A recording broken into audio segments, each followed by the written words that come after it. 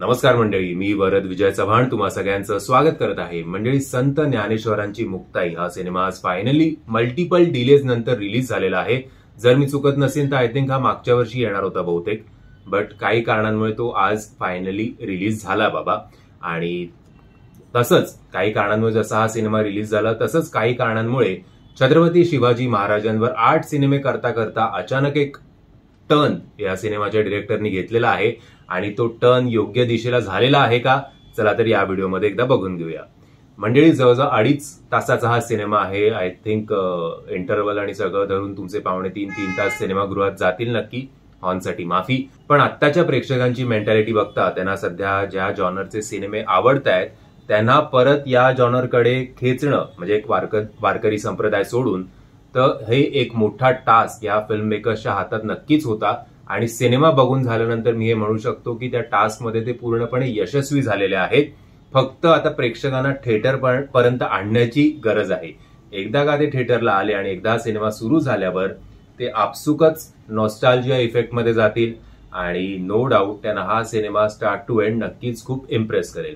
सुरुवात या सिनेमाची थोडी स्लो होते, बट जेव्हा ही मुलं मोठी होतात म्हणजे मुक्ताईंच्या जन्मापासून या सिनेमाची सुरुवात होते, स्टोरीची सुरुवात होते. पुढे मी काय तुम्हाला सांगत नाही, बट जसे हे मुलं मोठे होतात तिथपासून क्लायमॅक्स पर्यंत हा सिनेमा एक चांगला ग्रिप तुमच्यावर धरतो आणि बऱ्याचशा सिक्वेन्सेसमध्ये न कळत तुमच्या डोळ्यात पाणी येऊन जातं, न कळत तुमचा अंगावर शहारा सुद्धा येतो.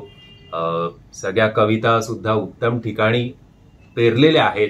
गाणी सुद्धा चांगली झालेली आहेत. म्हणजे जुनी जी गाणी आपल्याला आतापर्यंत ती ऐकायला मिळत आहेत ती सुद्धा खूप उत्तम झालेली आहेत. मला पण असं बालपणी मी जरा गेलो होतो जे आमचे नाना बिना सगळे ते रेडिओवर अशी गाणी लावायचे.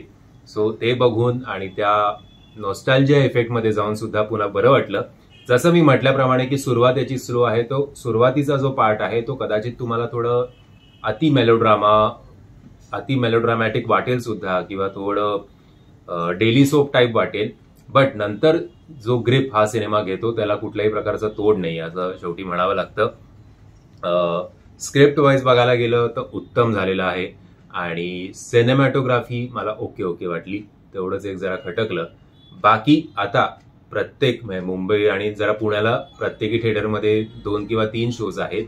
मुंबईमध्ये हार्डली 1 किंवा 2 शो आहेत ठाणा बिणा सोडलं तर. सो मी व्हिडिओच्या स्टार्टिंगला म्हटलं तसंच प्रेक्षकांना थिएटरपर्यंत कसा हा सिनेमा खेचू शकणार आहे ती गर्दी त्याच्याबद्दल जरा शंका आहे आत्ताच्या प्रेक्षकांची मेंटॅलिटी बघता. बट एकदा का ते आले थिएटरमध्ये की ते ओपन आर्म्सनी या सिनेमाला वेलकम करतील याच्यात काहीही शंका नाहीये. तुम्हाला माहितीच असेल की मी मराठी सिनेमाला कधीही रेट करत नाही, बट मी सांगतो की बाबा हा सिनेमा OTTवर बघा किंवा थिएटरमध्ये जाऊन बघितला तरी हरकत नाही.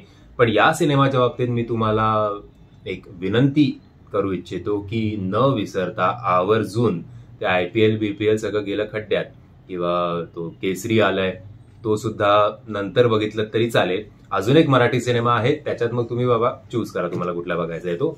बट या सिनेमाला अजिबात पास बाय करू नका. या सिनेमाला आज नको उद्या बघूया असा कंटाळा करू नका, कारण शोज खूप लिमिटेड आहेत आणि जर आपण गर्दी केली नाही तर मात्र मॉलवाले सोमवारपासून याचे शोज आणखीनच कमी करतील आणि केसरीकडे फिरवतील.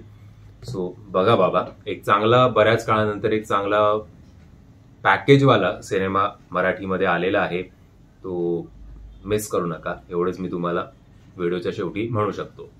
आशा करतो तुम्हाला हा व्हिडिओ आवडला असेल. जर तुम्हाला हा व्हिडिओ आवडला असेल तर प्लीज या व्हिडिओला लाईक शेअर आणि चॅनलला सबस्क्राईब करायला विसरू नका. जय हिंद, जय महाराष्ट्र.